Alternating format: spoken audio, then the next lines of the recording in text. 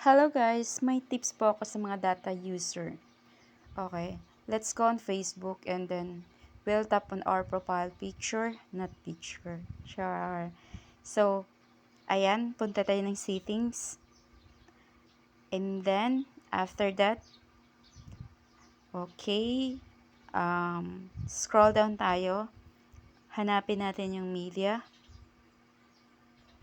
We will tap on the media. Tapos, nakikita natin there is a optimize in data saver. So, we will check on the data saver para maka-less tayo ng 40% less. Okay? Malaking tulong na din yan, mga guys. So, after that, we will go to never auto play videos. So, i-check natin yan. Para, ang purpose kasi niyan, para kung once na mag-scroll daw tayo, tapos may makita tayong videos, hindi siya nag-auto-play, automatic play. Ganon.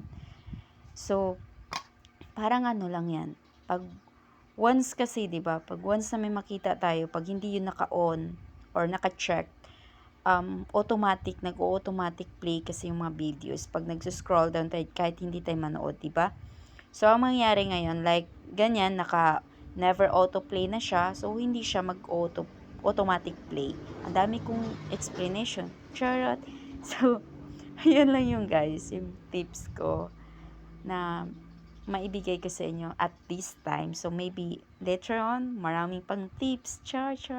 So, please, pakishare and like na rin po. And then, kung pwede, pakipalo din po. Charot. Thank you. God bless everyone. Bye-bye.